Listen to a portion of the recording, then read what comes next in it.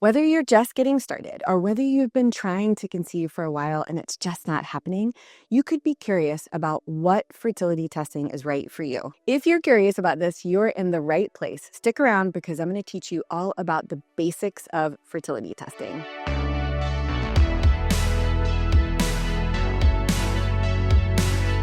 I'm Dr. Lora Shahine, a double board certified OBGYN and reproductive endocrinologist, helping people conceive and do fertility testing for over 20 years. If this is your first time finding this channel, welcome. I'm so glad you found it. Be sure and subscribe to get my weekly videos all about reproductive health. And if you're coming back to the channel because you have found information valuable, welcome back. I am so glad that you are here.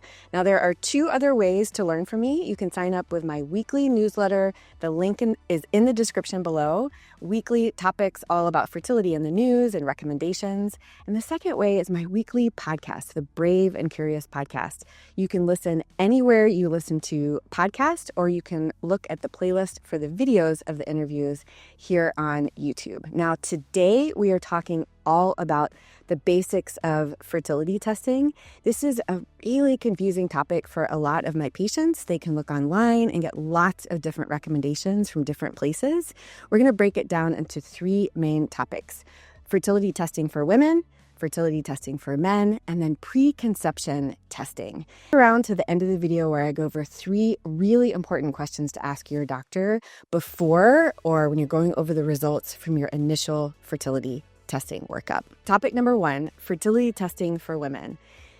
One of the most important things that I can do is talk to my patients, listen to my patients, and ask the right questions. So a huge part of the evaluation is getting a very thorough health history. Someone's overall health and well-being can impact their reproductive health. So I want to know chronic medical conditions, medications that someone's taking, supplements that someone's taking, past issues. I really want to go over a menstrual history. So I want to learn about regularity of cycles. If someone has regular, predictable cycles, then they are most likely ovulating on a regular basis. If someone has very unpredictable cycles, it's going to dictate different testing that I'm doing. And I would be thinking to myself, oh, I wonder if this patient has PCOS or polycystic ovarian syndrome. I've got lots of videos here all about PCOS if you're curious about that condition. I also ask about pain with menstrual cycles. This can get brushed over really quickly in a lot of initial consults, but I try to ask it in different ways. So many people have been gaslit or their symptoms of pain have been dismissed. So I will start with, tell me about your cycles and how painful they are. And sometimes people are really descriptive and that's great. But sometimes if people just kind of brush over it a little bit, I say, well, are you taking Advil, or ibuprofen or medication when you're getting your periods? Are you taking it like the bottle says, or are you like popping them like it's your job? We need to talk about that. Are you missing work? Are you missing school? Are you missing events that you enjoy because of your period? Do you know that for a couple of days out of the month, you are going to be down and out or by the bathroom floor in pain, clutching your abdomen or nauseated? That is not okay. That is not normal. And that's a red flag for me to talk about and think about endometriosis. I've got lots of videos here on endometriosis as well. So this information is so important, but it is also helping me think about tweaking the workup that I'm going to be doing. I don't do the same workup for everyone. We are talking about basics, but I just really want to emphasize that history, talking, listening is very important. So if you're getting ready to go see a doctor about a fertility workup, and you know that these are things that you want to talk about, make sure and write them down. Sometimes when I'm in a visit, I just get distracted or there's such a power play between like the doctor patient. I have felt like, oh, shoot, I forgot to ask this one question because you just kind of get in the momentum and like they're definitely sort of leading the conversation. So if there's something that you really want to talk about, make sure you write it down and keep it in front of you so you don't miss it. Other really important things are pregnancy history. Sometimes people have had multiple miscarriages, and that's really going to dictate my evaluation, the type of testing that I'm going to be doing. Other parts of the puzzle is mental health. I ask about what people do. Are they working from home? Daily stress, lifestyle. Are they exercising? How's their sleep? What's their stress like? Are they still doing things they enjoy? Mental health questions, lifestyle questions, habits that are not good for you. So tobacco, tobacco, vaping, marijuana, too much alcohol. These are all things that are important to talk about. So that history piece is a huge piece of the puzzle, and I often get clues that help me with further testing and evaluation. Other tests for women, I think about it in categories of anatomy and then blood work. And I'm kind of thinking about different systems. So for anatomy testing, I get the best evaluation with two tests. One is a pelvic ultrasound, and the second is a hysterosalpingogram, also called HSG. I get information about the pelvis in different ways from these two different studies. The pelvic ultrasound shows me the overall shape of the uterus. It shows me the ovaries. I can get a window into ovarian reserve by doing an antral follicle count. The eggs are in these little fluid-filled structures on the ovaries called follicles, and you can count each follicle to get a window into how many eggs are up for grabs. Does someone have a below average, average, or above average antral follicle count for their age? It's really important to think about what you're getting from this information. I can look at the overall shape of the uterus. I can look for fibroids with a pelvic ultrasound. Not all fibroids cause fertility issues, but I want to know if they're there. Now, the two things that you can't get information on with a pelvic ultrasound is the inside of the uterine cavity as well as the fallopian tubes. And that's where a test like the hysterosalpingogram comes in, or HSG. Hystero, H, just means uterus. Salpingo, S, means tube or fallopian tube, and gram, G, means study. So it's a study of the uterus and the fallopian tubes. The HSG is a study that people often get nervous about. I've got lots of videos here explaining what to expect from it, but it is invaluable if someone is really having difficulty conceiving.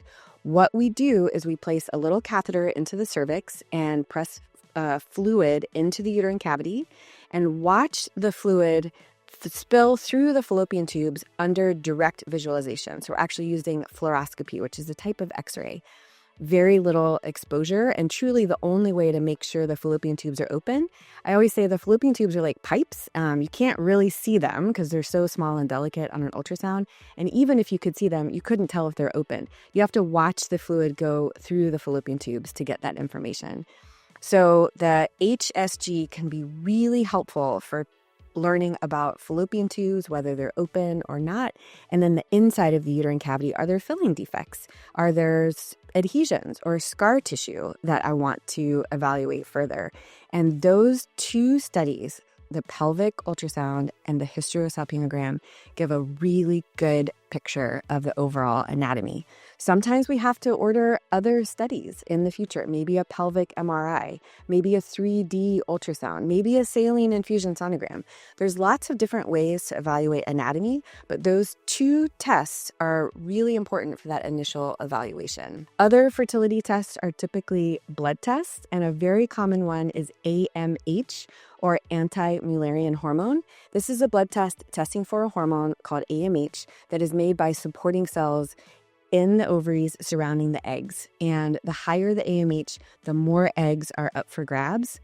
AMH is not the fertility crystal ball that we want it to be.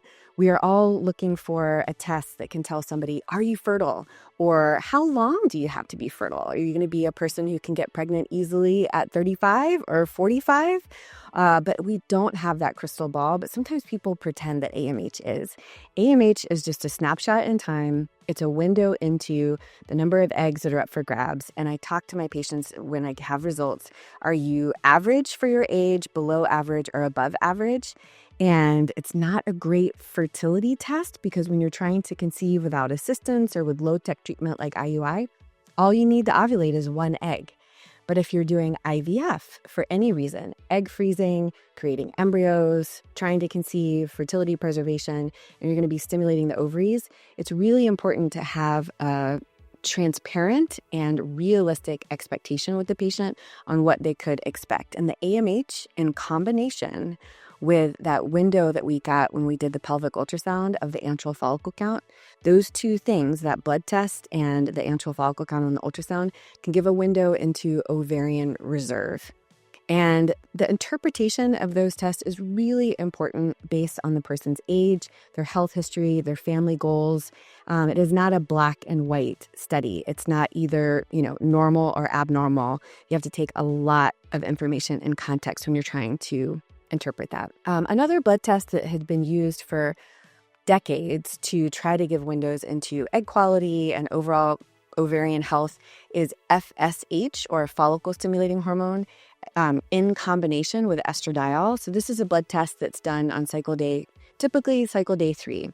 Cycle day 1 is the first day of bleeding. Cycle day 3 is that third day. You're trying to capture an FSH level at the beginning of the menstrual cycle, right when you just start your flow.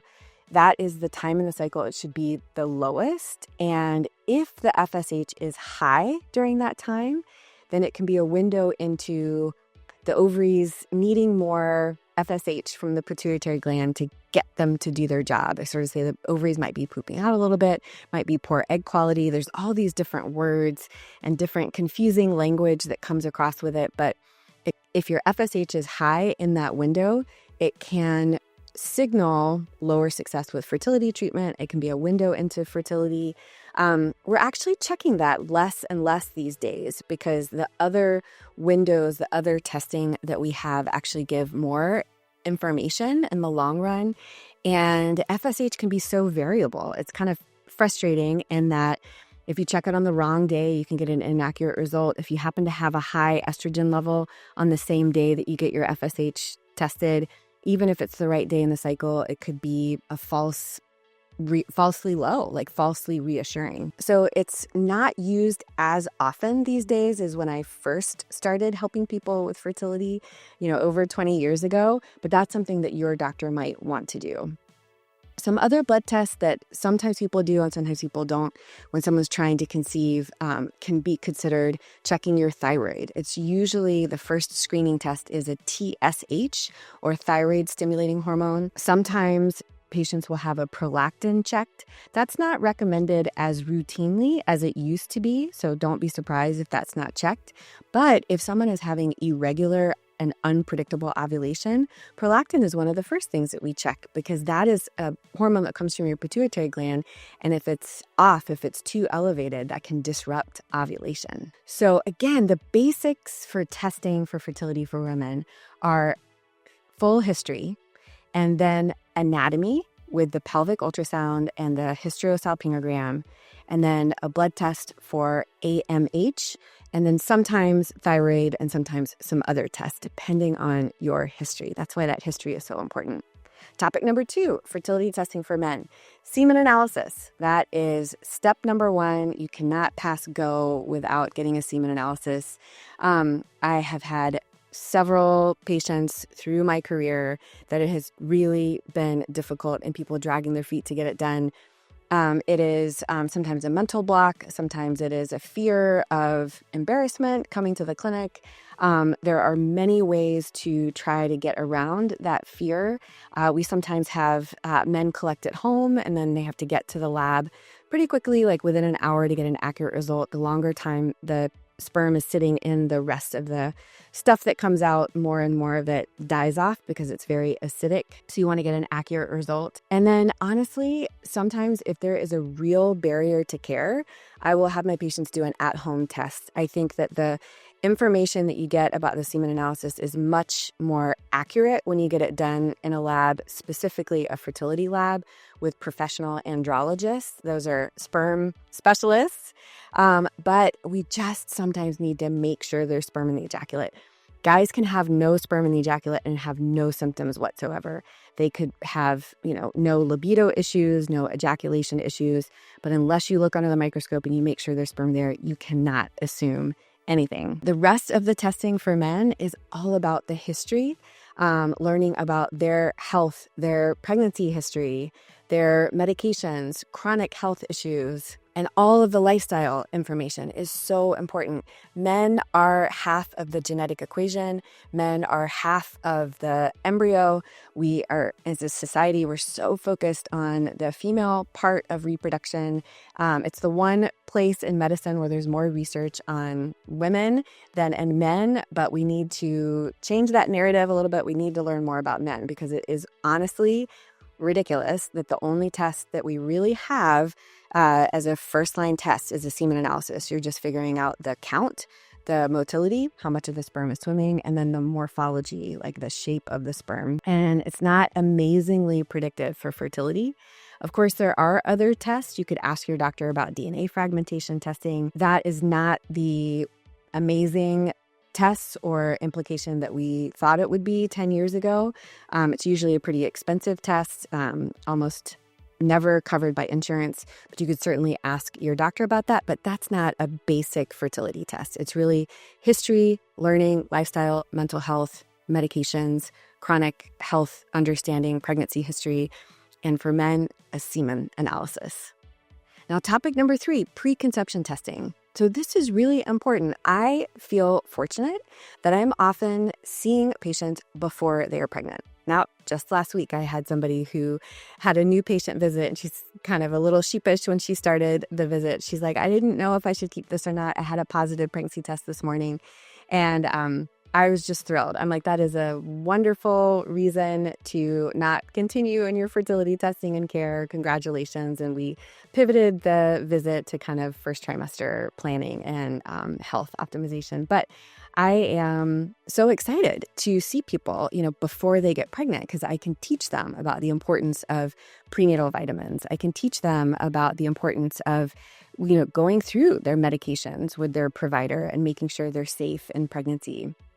Look at vitamin D and educate on that, because I practice in Seattle, and so many people in the Pacific Northwest are vitamin D deficient. It's so important for immune health, reproductive health. So I can kind of capture these things pretty early, and I love that.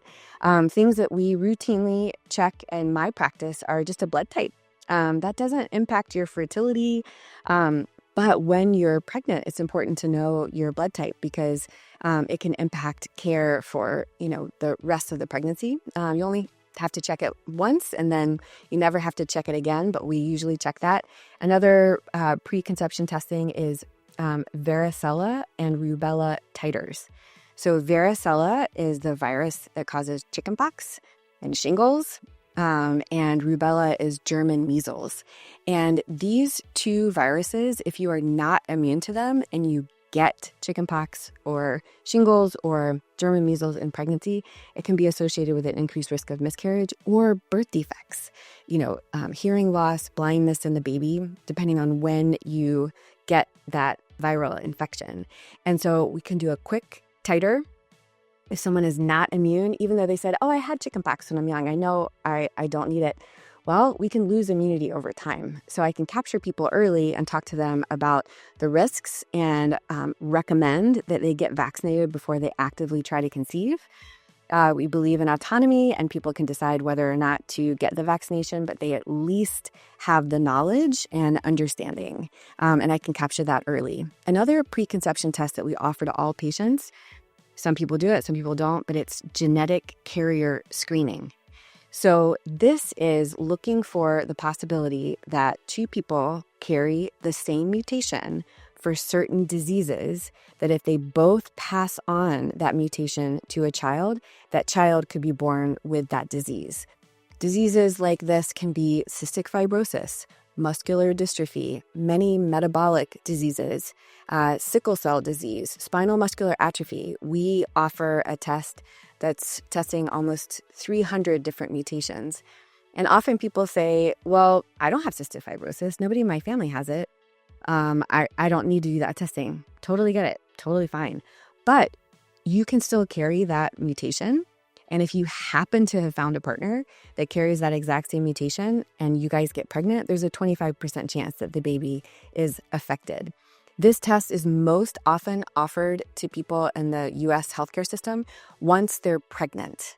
the OBGYN or midwife will offer the carrier screening to the pregnant person. And if that person tests positive for anything, then they'll test the partner.